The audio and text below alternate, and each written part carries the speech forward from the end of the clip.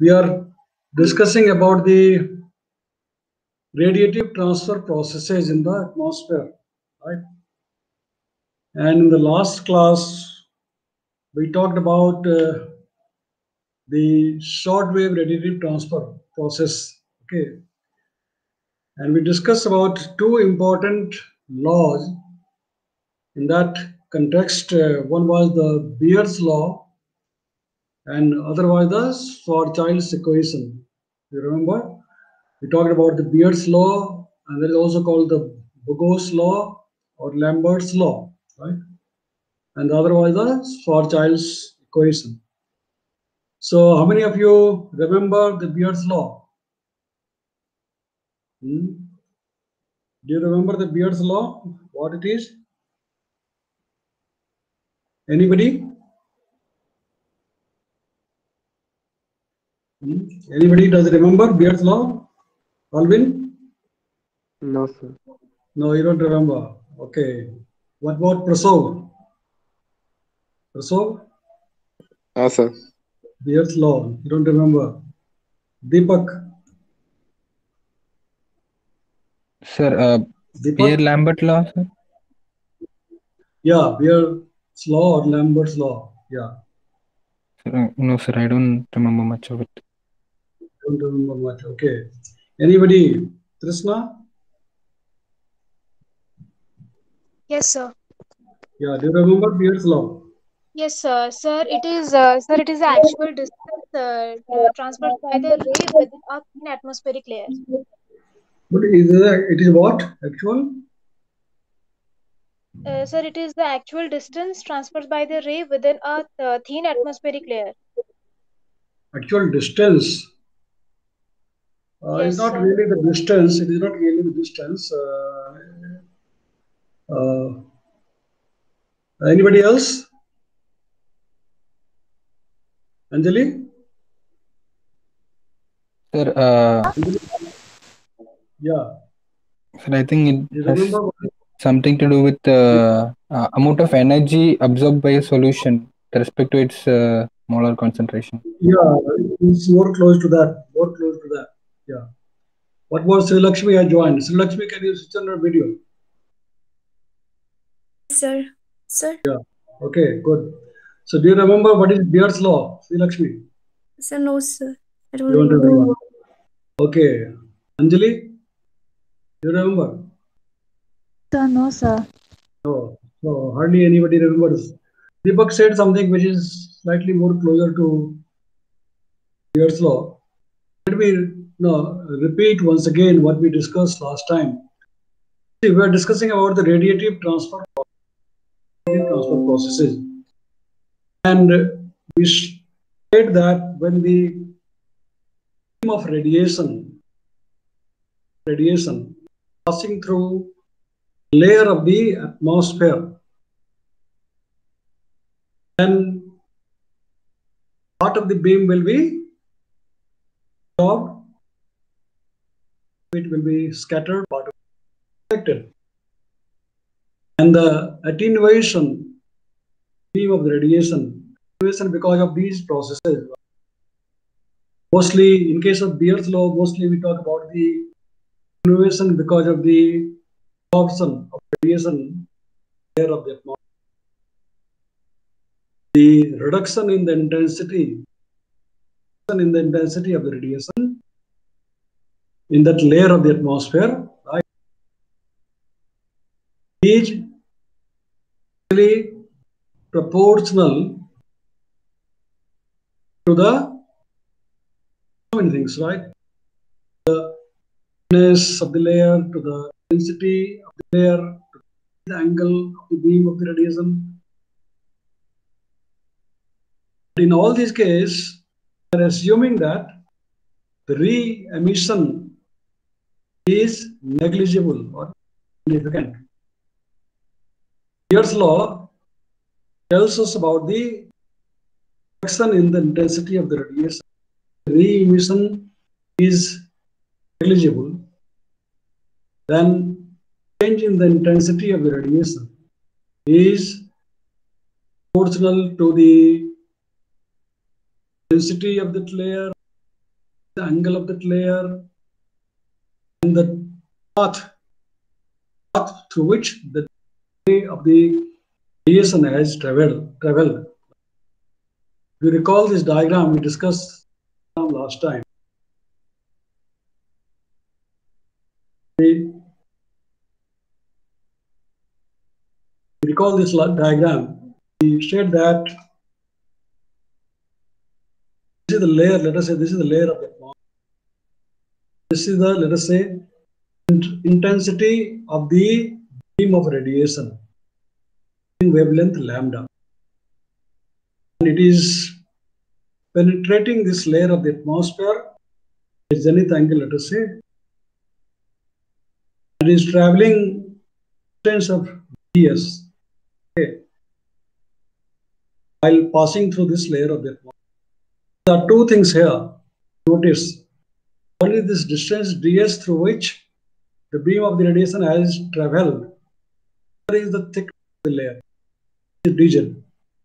Two different things. One is the thickness of the layer, the dz. Other is the distance by which the ray has traveled.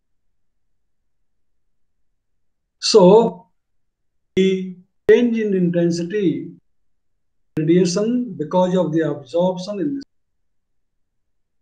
depends upon the density layer in this layer, depends on the distance through which it has, also on the angle. This distance will depend upon the angle. If it is less, then this distance will be less. This angle is perpendicular purely if the intensity is just of the radiation is just really incident on the layer, then the Beer's will be equal to dz in that case. So the Beer's law actually gives the relation, this relationship. When the emission from this layer is negligible. And this is true generally for the short wave radiation. Generally true for the short wave radiation. So in case of short wave, the re-emission is almost. So this is the Beer's law. Beer's law, the change in intensity of the radiation. Wavelength lambda is proportional to the k lambda, where k lambda is the coefficient of absorption. I lambda is the intensity which was incident. Density sec theta. This angle dz is the thickness of that layer. Or we can also write, just rearrange these terms, d I lambda divided by I lambda rho sec theta dz, and when we integrate that, I lambda at z, lambda 0 times e to the power z to infinity lambda rho sec theta. So that means you can calculate intensity of the radiation length lambda at any altitude to the intensity of the initial of radiation, that is I lambda naught, to infinity k lambda, where k lambda is the coefficient of absorption, so density sec theta, theta angle dz. This is the Beer's law, Gauss law, or Lambert's law. But suppose the re-emission is not negligible. Yes, we said that the re-emission is insignificant from that. Yeah. Even if it has stopped, but re-emission is negligible. That is generally true for the short wave radiation. When the re-emission is not negligible, for example, for the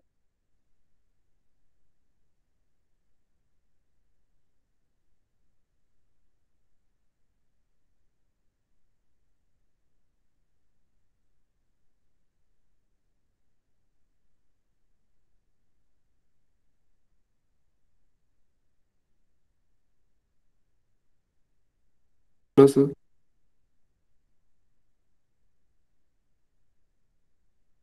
Sir?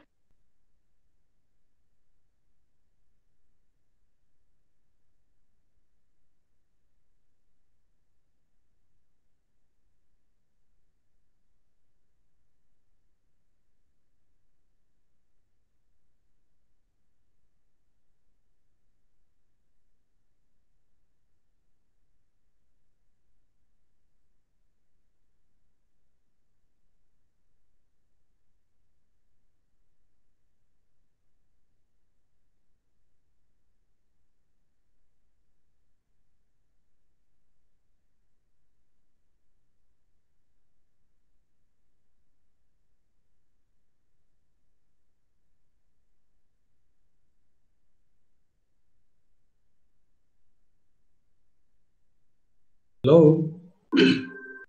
Hello? Yes, sir. Yes, sir. I got disconnected in between. So now is okay? Yes, sir. Sir. Only the power. So we were talking about change in the intensity of state is when the re-emission from the air is significant, law is valid. Only true for the short wave. But the re-emission is not negligible. And Schwarzschild's equation, which is governs the changes in the radius. Schwarzschild equation. Somebody also yes. Not presenting. Is that Not presenting the screen. not visible? In my video, Sir, you are Screen not is not present. visible, sir. Presenting. oh, screen is lost, is it? Oh, I see. Yes, sir. Okay. So let me again share it. I think I'll again.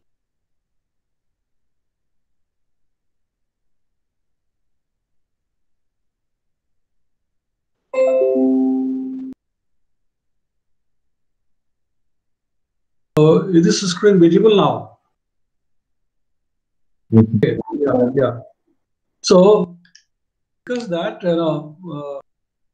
in case of the emission, when the re-emission is not insignificant or is significant, like in the case of IR radiation, then the change in the intensity of the radiation is governed by the so-called Schwarzschild's equation. And Schwarzschild's equation, as we discussed last time, is given by this equation number 9. This is number 9. We say that the di lambda change in the intensity of radiation is equal to a lambda. A lambda is actually proportional to the absorption coefficient and distance ds through which radiation travels in that layer. This is a lambda or alpha lambda, you can say alpha lambda times f lambda t, which is the Planck's function. This is the Planck's function, and this is the original intensity of the radiation. So this is the Schwarzschild's equation. Okay. And this is valid when the monochromatic radiation enters a layer, and if there is loss by radiation and also again by re-emission. This re-emission is significant, it is not negligible, the same wavelength. So that was the Schwarzschild's equation. Okay.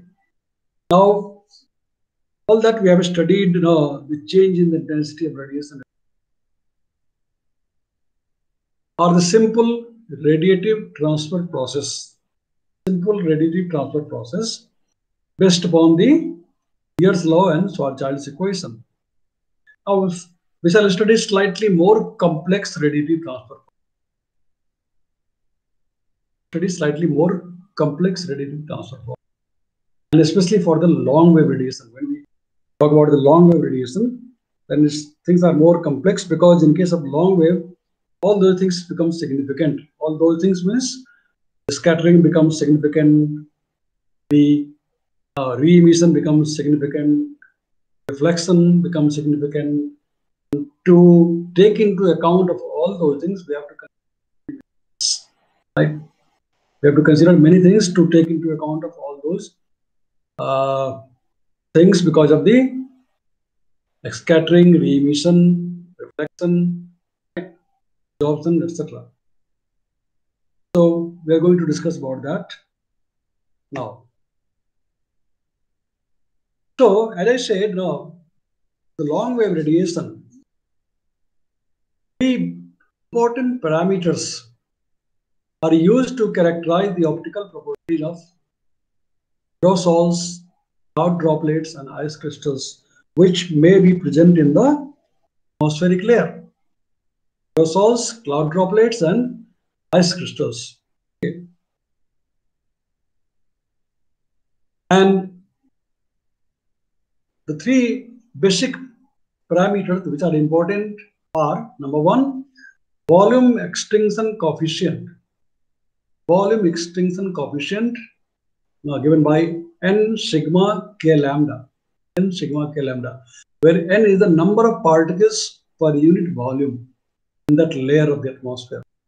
N is the number of particles per unit volume in that layer of the atmosphere. Sigma, the area cross section of each particle. So now it is becoming complex because now we need to count for the cross-sectional area of the particles of the aerosols or the cloud droplets, ice crystals, etc. present in that layer. And K lambda is the scattering absorption coefficient. K lambda is the scattering or absorption coefficient. So this is the volume extinction coefficient. Volume extinction coefficient. Then second important parameter in this case is the so-called single scattering albedo. Single scattering albedo. And this is defined by the ratio of K lambda scattering and the sum of the K lambda scattering plus the K lambda absorption. So single scattering albedo given by the absorption scattering coefficient at wavelength divided by the sum of the scattering coefficient and the absorption coefficient. The total scattering and absorption. The inversion because of the scattering and absorption. So ratio of K lambda divided by K lambda scattering and K lambda for absorption is the single scattering albedo for that. This is the second important parameter.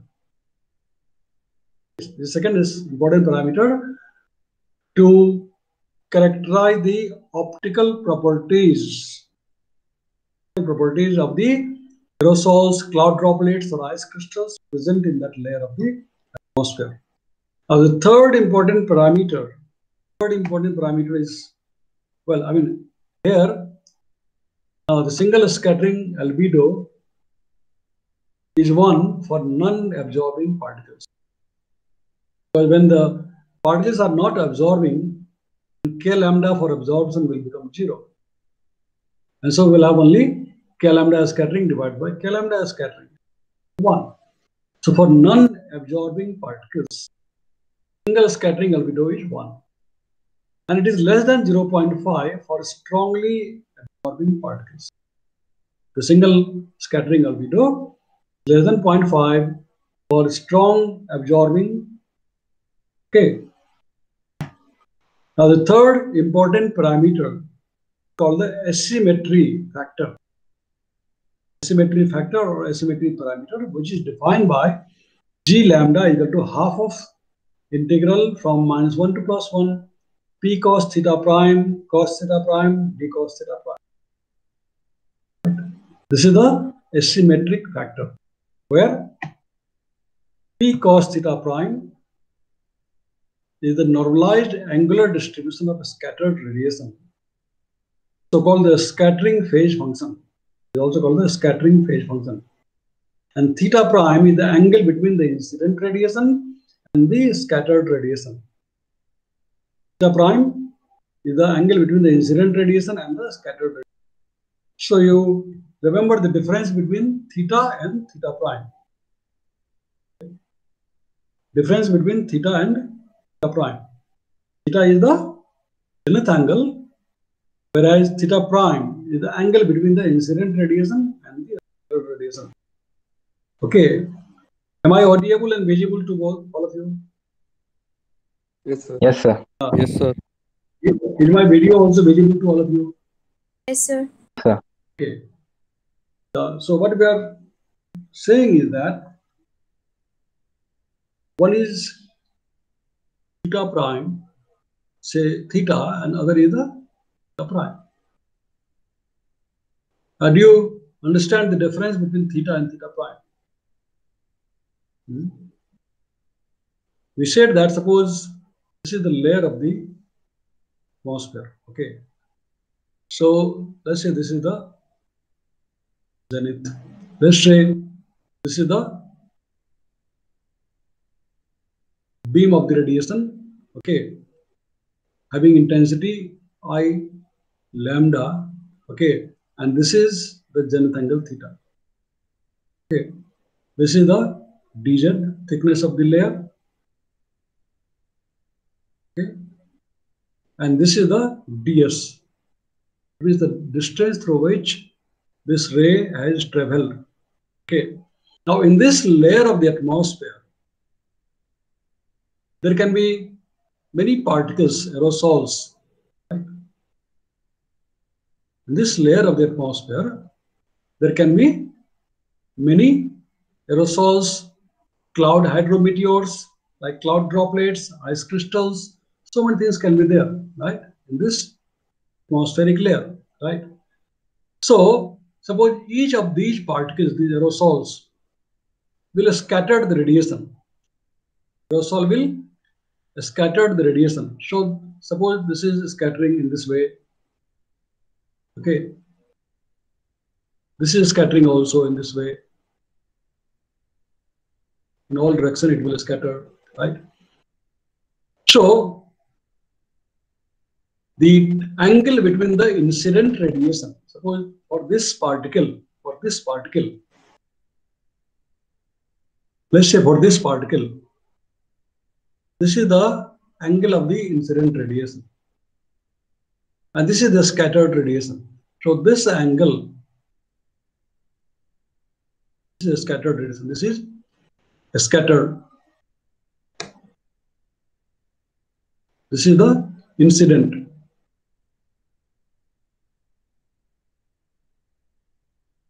Right? So this angle is the theta prime. Right? This angle is the theta prime, whereas this is the theta. This is the theta. So now you understand the difference between theta and theta prime? Yes or no? Yes. Is that clear? Yes, Yes, sir. sir. Okay, okay, good. So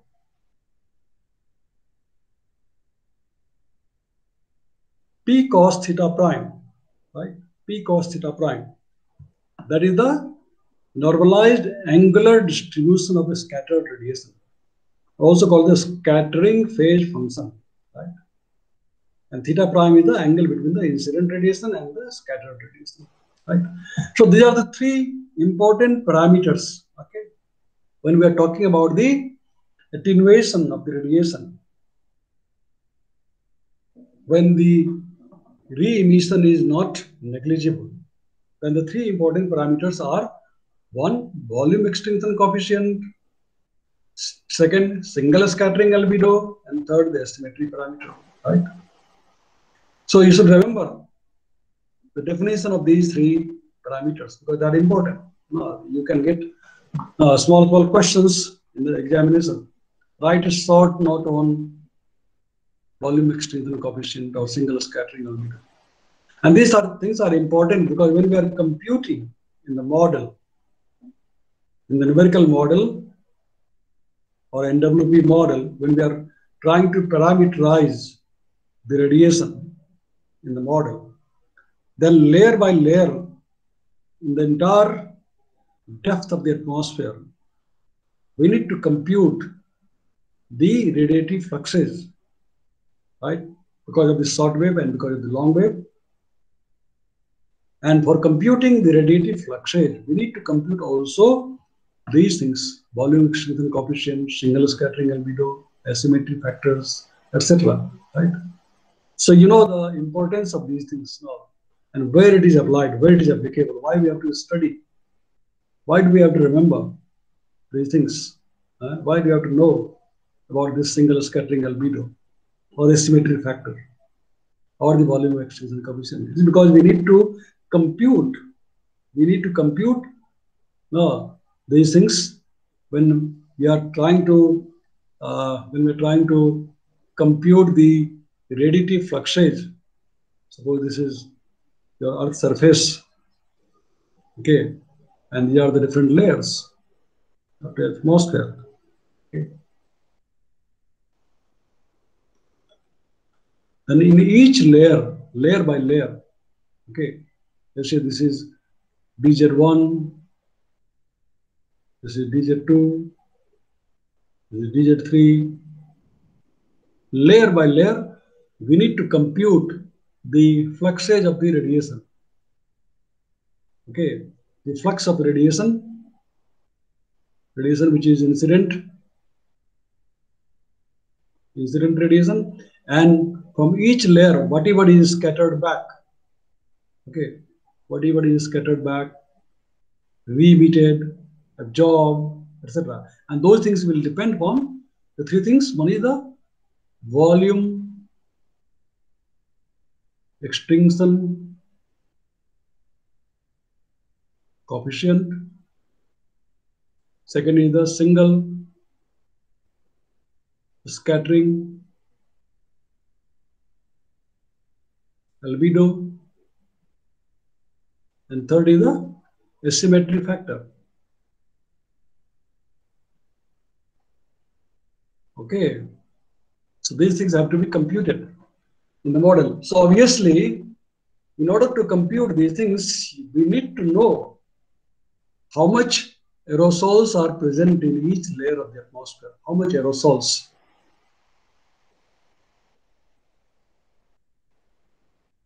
How many, right? How many cloud hydrometeors?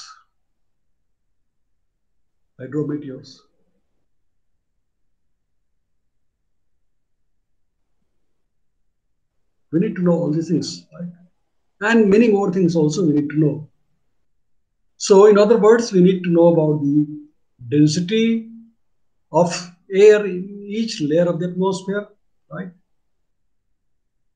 We need to know the characteristics. First of all, we need to know what kind of aerosol is that, right?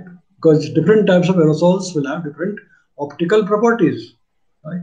So we need to know what type of aerosol are present in each layer of the atmosphere, right?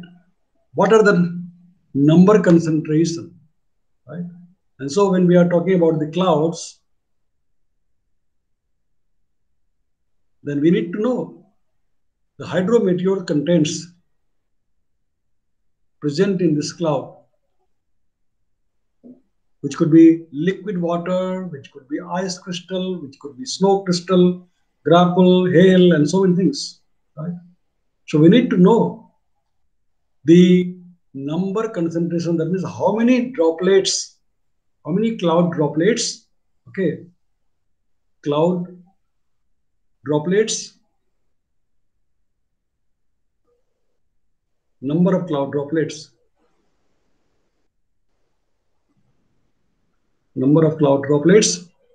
are present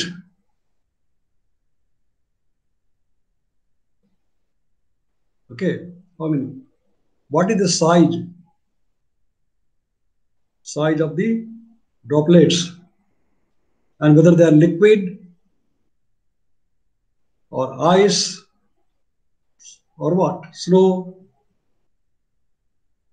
Okay, all these things are important. Even about the aerosol, whether they are dust aerosols or they are salts, no, hygroscopic, non-hygroscopic, etc. So many things. Right?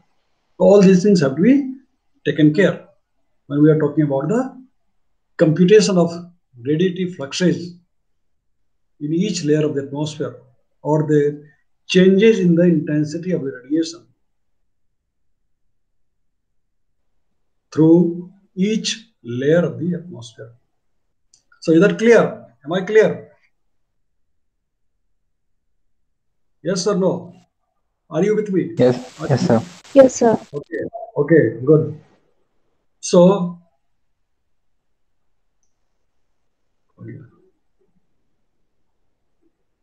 right? So, asymmetry factor is equal to 0 for isotropic radiation, right? And ranges from plus minus 1, with positive value indicating predominance of forward scattering. The asymmetry factor is 0 for isotropic radiation, right? isotropic radiation. Do you know what is isotropic radiation? Do you remember what is isotropic radiation? Yes or no?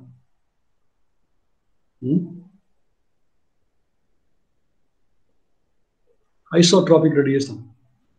Do you remember?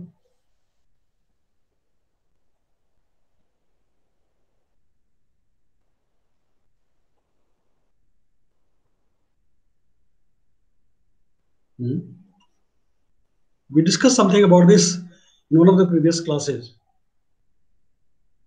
Anybody remembers? Yes or no? Everybody is silent.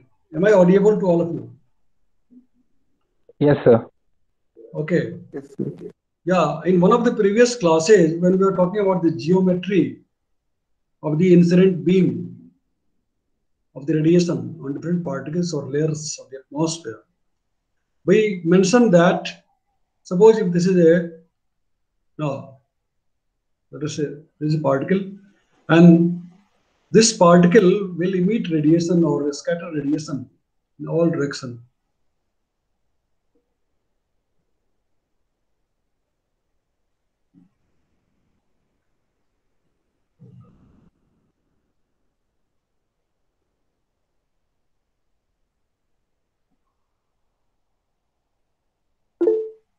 We're talking about this in one of the previous classes, right? So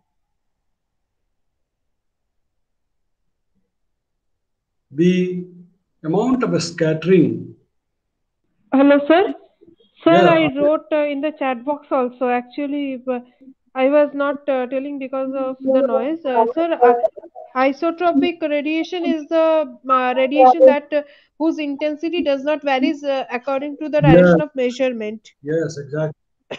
Yeah, absolutely right. Absolutely right. So when the scattering or intensity of the radiation is same in all direction, okay, when the intensity of radiation scattered or emitted is same in all direction, then that is the isotropic radiation. What Bursa said is absolutely correct. Okay, but they may not be same. They may not be same. If the intensity of radiation emitted in all directions are not same, then that is non-isotropic. And which is the true case in the real atmosphere. Okay. So is that clear, everybody? Yes, sir. Is that clear? Am I clear? Okay. Yes, Yes, sir. sir. Isotropic radiation. Okay. So yeah, Bursa said it correctly. Okay. So the asymmetry factor is equal to 0 for isotropic radiation, and it ranges from plus minus 1 with positive value indicating predominance of forward scattering. Okay. Typically, the symmetry parameter is approximately 0.5 for aerosols, is equal to 0.8 for ice clouds, and is equal to 0.85 for cloud droplets having liquid. Okay, for ice it is 0.8, for liquid it is 0.85. So, in other words, we are trying to approximate the symmetry factor because things are so complex in the real atmosphere. Things are so complex that we cannot go individual particle by particle for the computation of the radiation. So we have to somehow approximate, right? And we consider that for ice clouds, generally it is 0.5. That means for all ice clouds, in which there are frozen particles, which will not be true, which need not be true, right? Because in the clouds, no,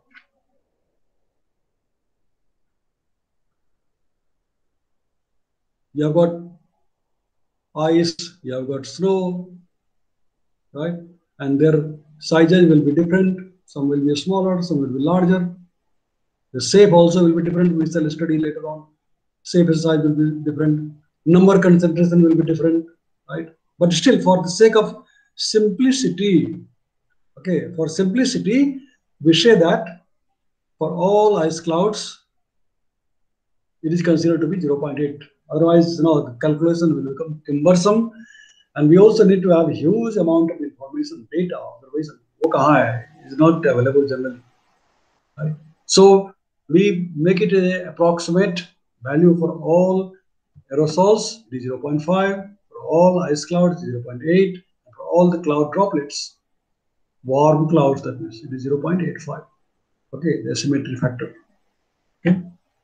So whether a particular aerosol will increase or decrease planetary albedo will depend on the interplay between all the three parameters, that is volume extinction coefficient, single scattering albedo, and the asymmetry parameter. See, all these three parameters play a role in determining whether a particular aerosol will increase or decrease the planetary albedo. Okay.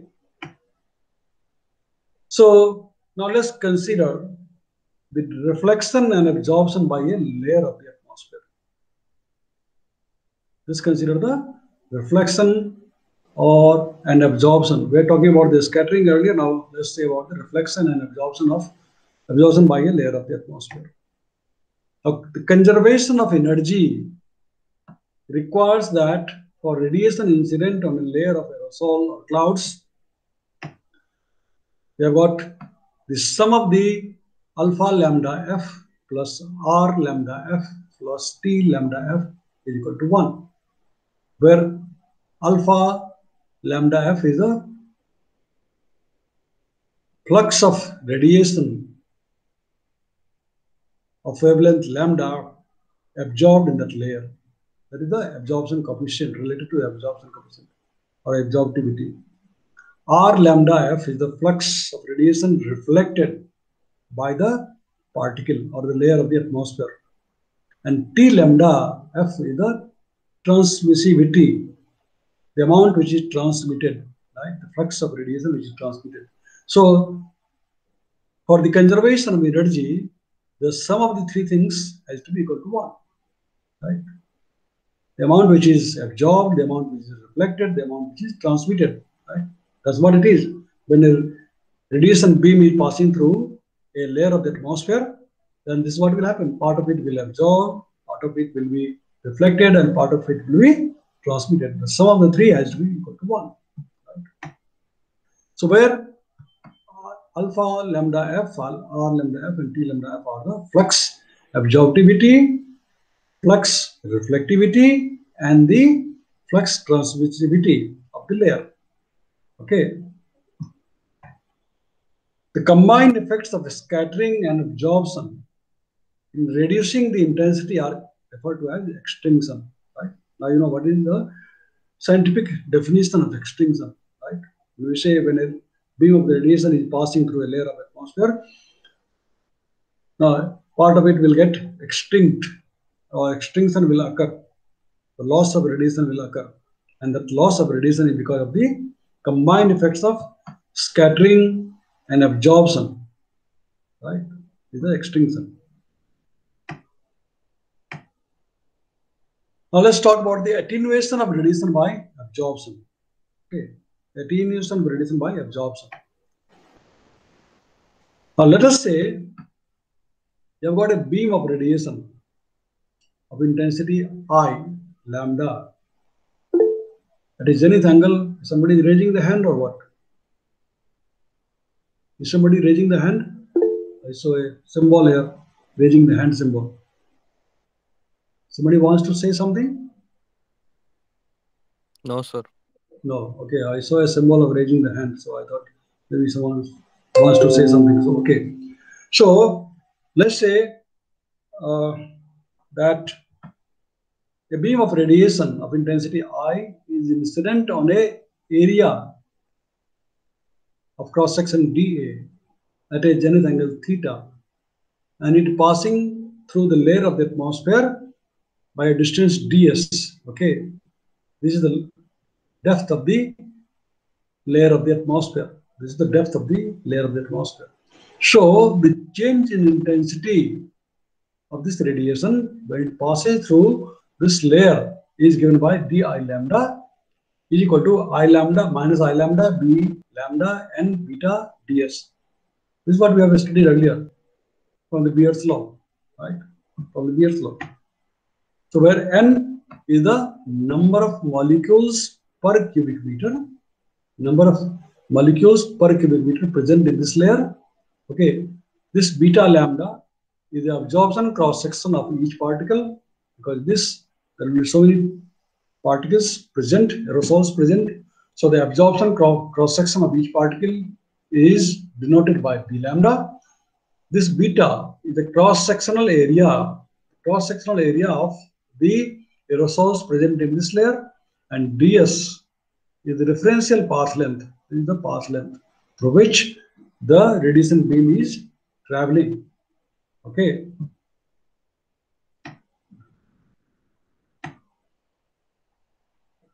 So now let us discuss again the Schwarzschild's equation for slanted ray path. Okay, when the ray is slanted, then how would the Schwarzschild's equation look like? So we know that the di lambda due to absorption is given by minus I lambda rho r k lambda ds. Okay, which is equal to I lambda alpha lambda, where alpha lambda is this one, entire thing. Okay. Rho is the density of air in that layer. R is the mass of absorbing gas per unit mass of air, the mass of absorbing gas, right? K lambda is the mass of absorption coefficient, and alpha lambda, in this case, is the absorptivity of the layer. That means the entire things are combined. This entire thing, alpha lambda is equal to rho r k lambda ds. And combinedly, it is known as the absorptivity of the layer. Right? Combinedly, it is known as the absorptivity of the layer. The rate of change due to the emission of radiation is di lambda emission is equal to b lambda t epsilon lambda, where b lambda t is the Planck's function and epsilon lambda is the emissivity. Okay, epsilon lambda is the emissivity and this is the Planck's function. Okay, so this is the rate of change due to the emission of radiation, di lambda. Okay, this was because of the absorption. Remember, this was because of the absorption of radiation. Whereas because of the emission, the change in the intensity, when we also take into account the re-emission of radiation from each particle or layer of the atmosphere, then the change in the intensity of radiation due to emission is given by or is related to the Planck's function and the emissivity of that layer. So using Kirchhoff's law that we have studied earlier, using Kirchhoff's law, which states that the emissivity is equal to the absorptivity. Remember correctly? Then Kirchhoff's law states that epsilon lambda is equal to alpha lambda, where epsilon lambda is the emissivity and alpha lambda is the absorptivity. And in that case, we sum this equation and this equation.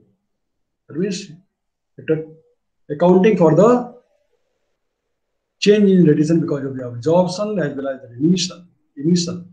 Then we get the Schwarzschild's equation in this form: di lambda is equal to minus I lambda minus b lambda t times k lambda rho r ds. Okay, k lambda rho r ds. Okay. So this is another form of the Schwarzschild's equation. So by analogy of the Beer's law, that is, this is the Beer's law. This is the Beer's law. By analogy with this, we can write, where in this case, tau lambda is the optical depth. This is the intensity of radiation of wavelength lambda. Equal to I lambda infinity because it is just sum from z to infinity for the entire depth of the atmosphere. K lambda rho r dz. Okay, and this is denoted here by tau lambda. Okay, this is denoted by the tau lambda. But tau lambda is the optical depth. So obviously, the optical depth will depend upon the density of the layer or the mass of the aerosols, or also that will depend upon the size and shape, etc., volume of the aerosols and the thickness of the layer. Right. So this is what is the optical depth. Optical depth will depend on these factors. Okay, these factors: the absorptivity, the density, the mass of the aerosols, size and shape, and the depth. Okay, and T lambda here, T lambda, which is given by this one, exponential minus tau lambda sec theta, is called the transmissivity. Transmissivity, right? So in this equation, we have just denoted by I lambda infinity times T lambda, where T lambda is representing the entire thing e to the power minus tau lambda sec theta, and this is called the transmissivity. Transmissivity of the layer of the atmosphere, right? Tau lambda is the optical depth, and this is the transmissivity. Okay, so know these things. So this is actually another form of the Beer's law. This is another form of the Beer's law. Basically, it is telling you the attenuation of radiation because of the absorption of the radiation in that layer when the re-emission is negligible, right? And when the re-emission is not negligible, then we have the Schwarzschild's equation.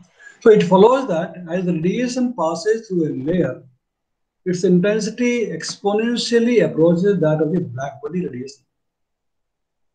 Okay. Its intensity approaches that of the black body radiation corresponding to the temperature of the layer. By the time the radiation has passed through an optical thickness of 1, the departure B lambda T minus I lambda has decreased by a factor of 1 by E. Right? The tau lambda, which is the optical depth, optical thickness for the radiation having wavelength lambda, is much less than 1. It is much less than 1. That means the emission from the atmosphere is negligible. When tau lambda is much smaller than 1, that will mean that the emission from the atmosphere is negligible. When tau lambda is much greater than 1, that will mean that transmissivity is so small that only a minute fraction of intensity escapes from the top of the atmosphere. Okay. When the optical thickness is very, very large, when the optical thickness is very high, much greater than 1, that means the transmissivity is very, very small. That so small that only a small, tiny fraction of the radiation will escape from the top of the atmosphere. Right? Whereas when tau lambda is much smaller than 1, then emission from the atmosphere will be negligible. That's what it indicates. Okay. So the optical depth is strongly dependent. The optical depth is strongly dependent on the zenith angle, as you can see from here.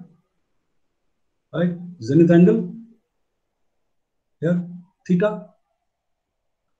This dependence is exploited in the design of the satellite-borne limb scanning radiometers. Later on in the satellite meteorology, in the next semester, you will be studying these things about the limb scanning radiometers, the limb scanning radiometers.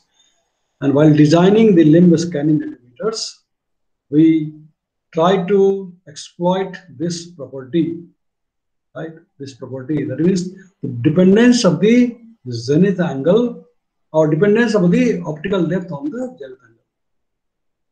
Dependence of the optical depth on the zenith angle is what we try to exploit while designing the limb scanning radiometers.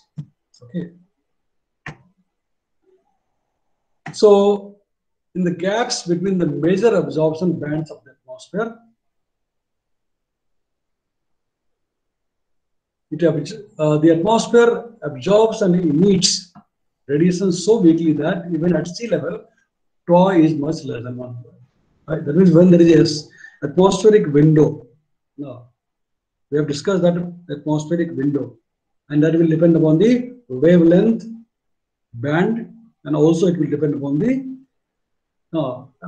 characteristics of the aerosols present in that layer, right? So in the gaps between the major absorption bands of the atmosphere, absorbs and emits radiation so weakly that even at sea level, tau is much less than 1. That means optical thickness is very, very small for the atmospheric window.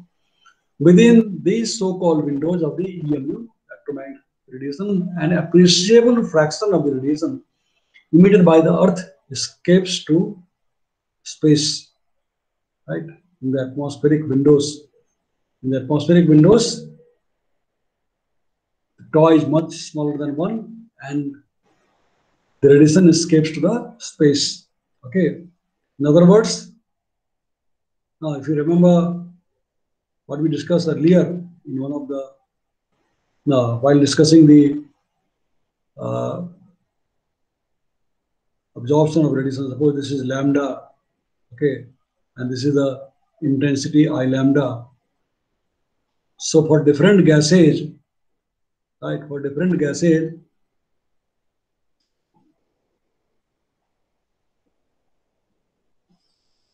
the intensity of radiation somewhere between very strong, somewhere between be very less. You remember one of the diagrams that we had shown earlier.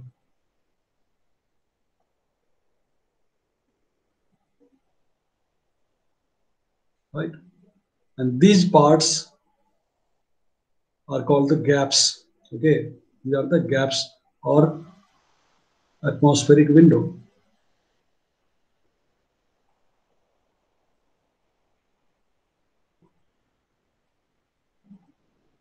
Right? And it will depend upon what kind of gas particles are present, whether it is a water vapor, H2O, or CO2, or so on, right? Because each of them will absorb differently at different wavelengths. So in this atmospheric window, we have got tau lambda is much, much smaller than 1. That means it is transparent. It is transparent to radiation, and so everything will escape to the space. Radiation will escape to the space. Okay. So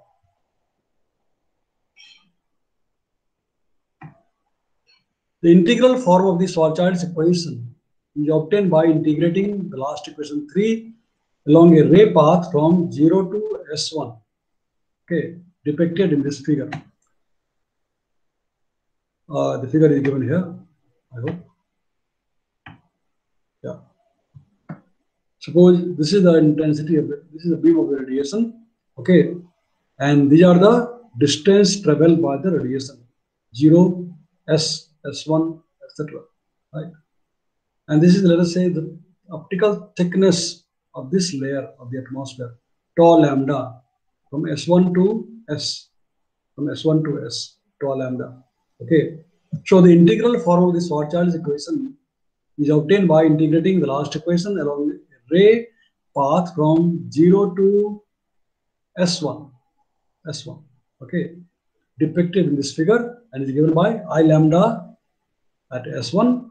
The intensity of radiation at this point is equal to the initial intensity I lambda naught times e to the power minus tau lambda S1 to 0 plus integral from 0 to S1 k lambda rho r b lambda ts times e to the power minus tau lambda S1 to S ds, where this term indicates or denotes the intensity from S0 to S1. From here to intensity of radiation that reaches from 0 to S1, 0 to S, or let us say 0 to S1 is denoted by this term, and this term denotes the intensity emitted along the path from 0 to S1 that reaches S1. Because the beam of the radiation will be partly absorbed and partly be emitted. So this is the part which indicates the change in intensity because of the absorption, and this is the change in the radiation intensity because of the emission. Right? Here, e to the power minus tau lambda, e to the power minus tau lambda is called the transmissivity. Okay. So this equation 4 is applicable to a slanted path, but for writing a relevant form of a plane parallel approximation, which I will study in the next class, plane parallel approximation, zenith angle theta need to be accounted for the calculation of the optical depth. Okay, because optical depth depends upon the zenith angle theta. Okay, so I think today we have to stop here. It's already 1:47. Okay. And in the next class, we shall talk about the plane parallel approximation. We shall talk on the next class. Okay. So, is that all right? All of you? Yes, sir. Okay, good. I see only 8 people are present. Remaining 4 are disconnected or they have left. I don't know. So, any question till this point? No, sir. Okay. Not as of now. Okay. So I'll stop recording.